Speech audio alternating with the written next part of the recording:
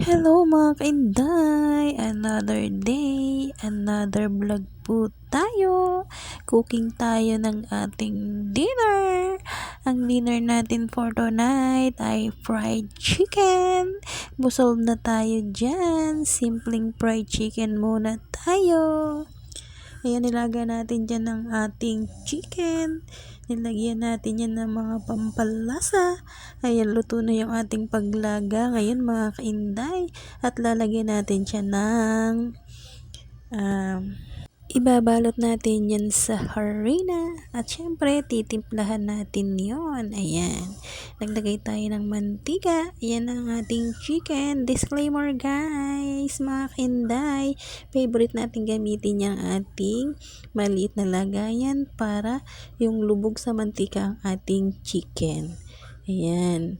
Gustong gusto ko yung gamitin kasi hindi natalsik ang mantika dyan, mga kainday. Yan na po ang ating dinner. Simpleng fried chicken. Ayan na guys, babalik rin natin yan. Gustong gusto kong gamitin yung aking maliit na lutuan na yan kasi hindi siya dumidikit dyan at maganda ang ating pagluluto dyan. Ayan, yan is so yummy. Busog na tayo dyan. Thank you for watching. Maraming salamat sa suporta. Kain na po tayo. Yan ang ating dinner. Bye-bye!